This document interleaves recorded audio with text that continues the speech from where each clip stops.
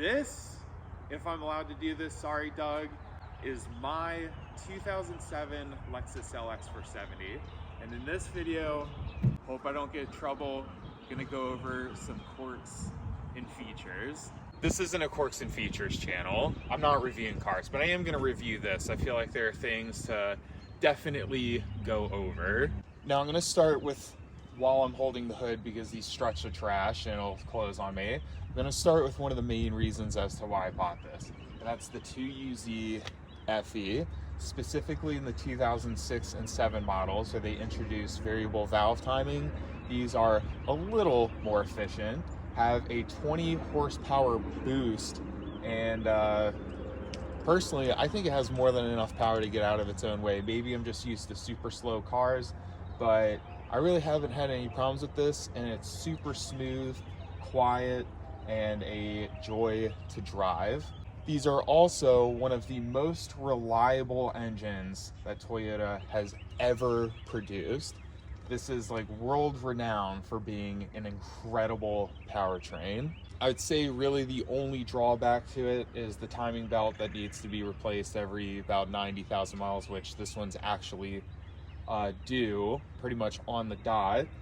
And there are other few small things, but really compared to most vehicles, not bad. This system here, for the life of me, can't remember at the moment. This is very expensive to fix, and they are kind of known to fail. It's probably about a $2,000 unit. A little worried about that, the timing belt, and the height adjustment system for the suspension, but what are you gonna do?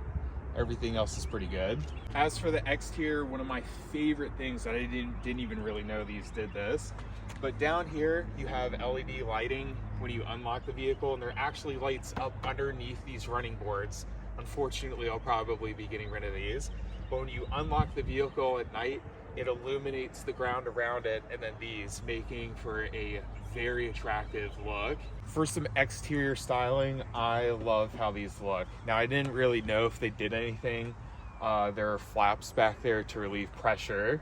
When you close the doors, you can hear them. I don't know if I'll be able to do it now. I can hear it. Don't know if you're gonna pick that up, but I love this, and they're actually functional. One of my all-time favorite features of these is the split tailgate design, where you can sit back here, and I already have had kind of a small picnic. It's a nice place to be. If it's drizzling or something, your knees will get wet, but your head won't.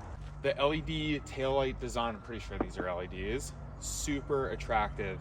And that's another thing that only came on the 6 and 7s. Now, of course, you could just swap them out, but I love how that looks. Have no idea if this is functional at all, but I think it looks pretty neat. The roof rails on this are color matched and all metal, or aluminum at least. They're super, super sturdy.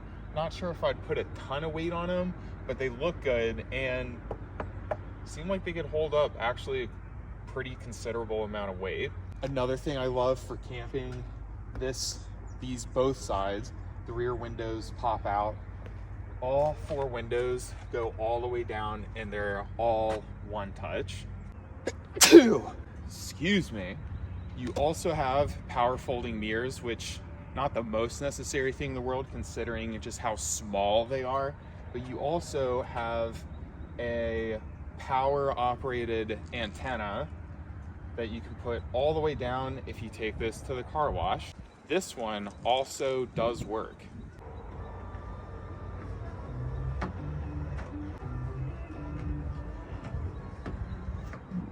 Coming back up to the front, you have these running lights and nice projector beams. These are really fogged over. Now, in some of the older models, these were actually glass, which I wish they would have kept. But another thing you can swap out, I'd say that's like the one downside to these newer ones, is these get really fogged over and nasty looking. Projector beams in a 2007 for a non-European vehicle, I'd say that's pretty neat. Fog lights down there, which are also projector beams, and just really cool lighting in this vehicle. Now we come inside here where you're presented by this nice aluminum Lexus badge or nameplate. Super nice stitching on the door panel. This is all, of course, nice soft touch material.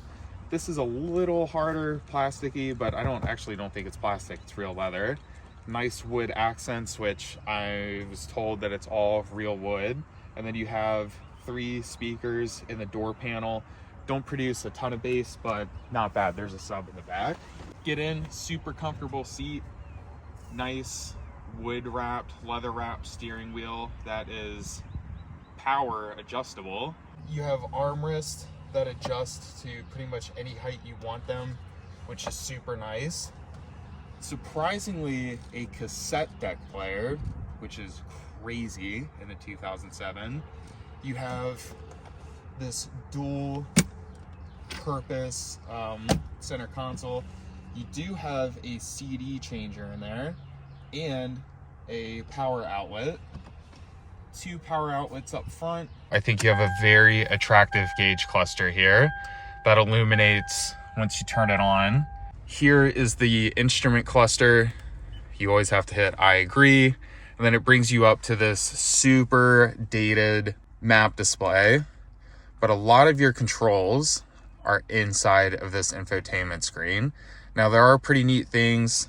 You can have like all of your maintenance. I mean, all of this stuff you can go through. I don't use it, but it's there. But I'd say my least favorite thing is the fact that the climate controls, some of them are in there. I mean, you have your temp auto, you can just turn it off real quick, adjust that with this button here. But to actually adjust the fan speed and where it's blowing, you have to go through the screen. Now, it's not super annoying because I don't have Apple CarPlay or anything like this yet, so I'm not having to back out of CarPlay to use this. It works well. I mean, for it being a dated screen, it's nice that this is all, that it's a touch screen for one, because I guess at that point you wouldn't have anything in the screen because you just have buttons on the side, but at least it's functional and not too bad. You have your hazards, that's where you adjust the antenna, and then you do have a center locking diff in this vehicle, which is nice to have. Haven't had to use it, but it does work. And here, automatic, of course, you got your heated seat, driver and passenger work very well. You have your, this is an all-wheel drive system, so it's always in high, but then you can switch it to low. You have your comfort and sport modes. You can raise or lower the vehicle. Not really sure what that is. Oh, I think that's where you can start out in second gear. That's for the transmission to change the shifting. I also have not used that. I haven't really felt the need. Over on this side, you have your mirror controls. This is where you can fold them in. That's for the rear windows to open and close those. And then you have your memory seats and then just all your power windows and to lock them out. Climbing into the back seat, pretty comfortable. You have an ashtray in case your friends want to smoke joints in the back or something, not really sure. Same wood trim, same nice soft touch materials, leather in the back.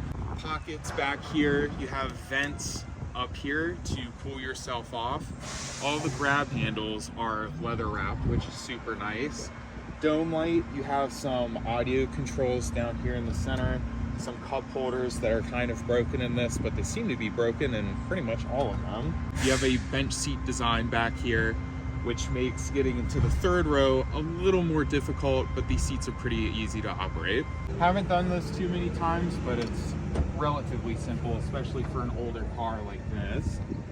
Seats flip up like that, and then you can crawl into the back.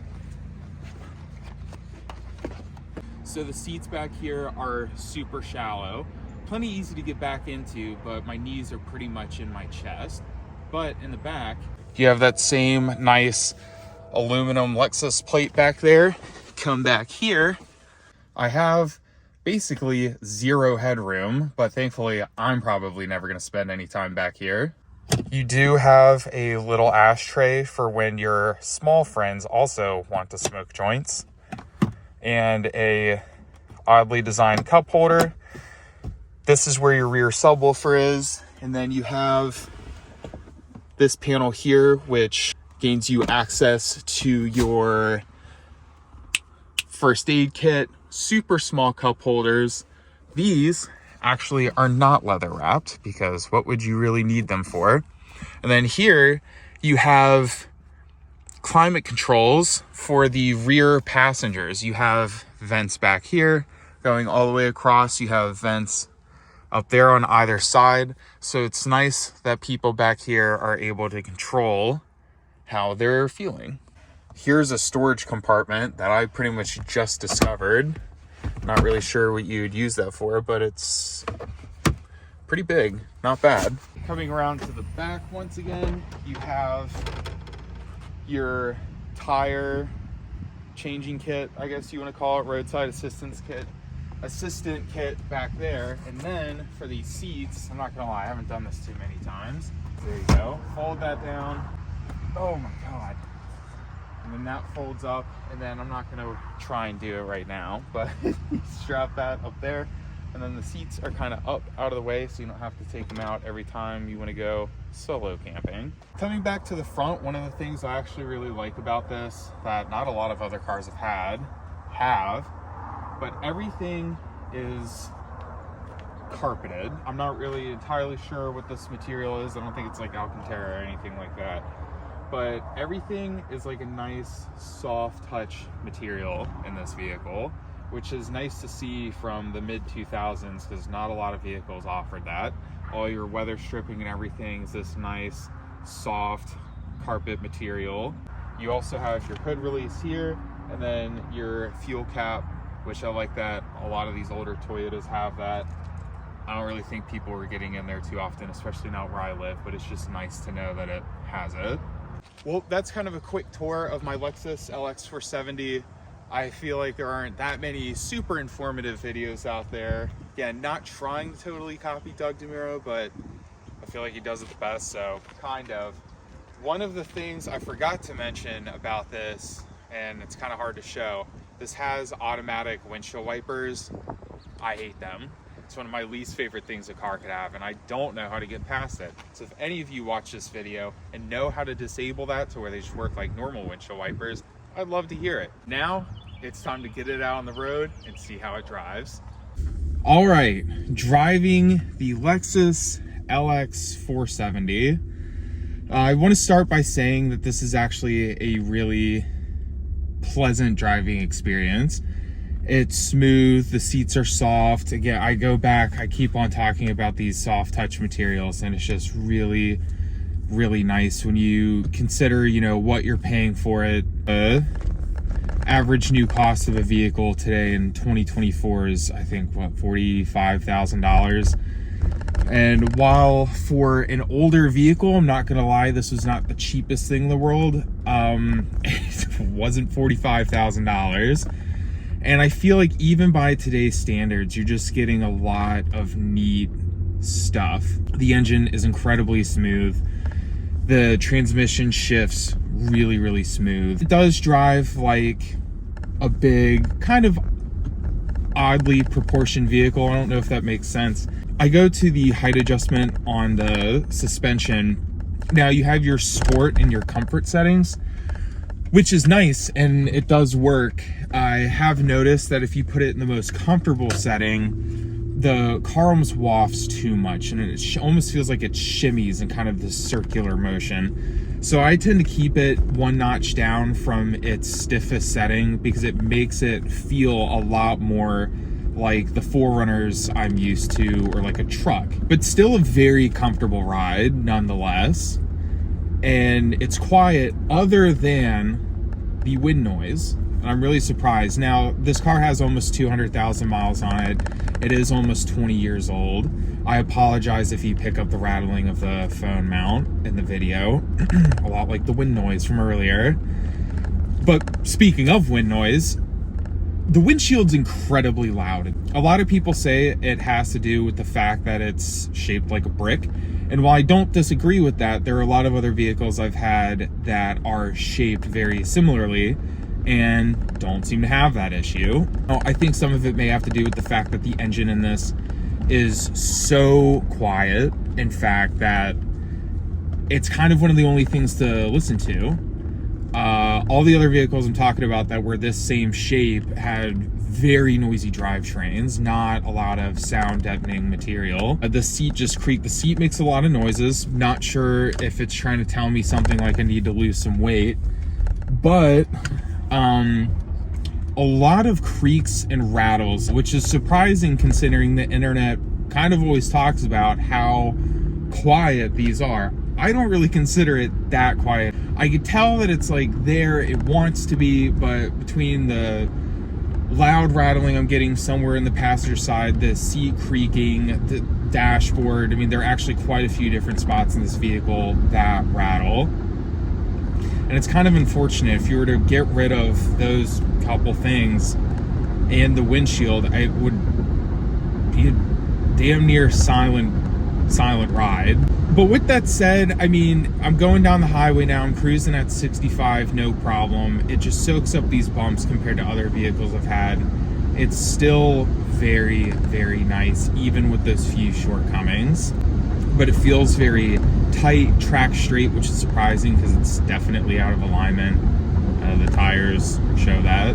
But even for the wear on the tires, it's still incredibly, incredibly smooth. So I really think for the amount of money you're spending on one of these, while definitely more expensive than a comparable, you know, Ford Expedition or older Lincoln Navigator, you know, something that's about the same age, you're paying a lot less for them, but I think you're getting a lot less vehicle. Also, you're not really getting the reliability. I mean, this has, like I said, 200,000 miles on it, and it drives like a car that has 80,000. Acceleration, pretty good. Like I said, I have no complaints there. It's not fast, it's not a powerhouse, but more than enough get up and go. Is you're getting a vehicle that is super luxurious, just as nice as any of the Mercedes I've had over the years, but you have a car that feels like it could do anything. It feels like I could thrash on it a good bit and it would hold up, minus maybe the suspension, but that's something it's super common for people to get rid of anyway. So take the suspension away and make it ride a little more like a traditional vehicle. This feels like a truck. And while some people may not like that, you have all the trappings of extravagant wealth without taking away the fact that this is a burly, capable off-roader. And while I haven't taken it off-road, I've seen more than enough videos where people have, and they're extremely, extremely capable. That'll be coming soon, but these are the quirks and features of my 2007 Lexus LX470. Thank you for watching, and I'll catch you in the next video.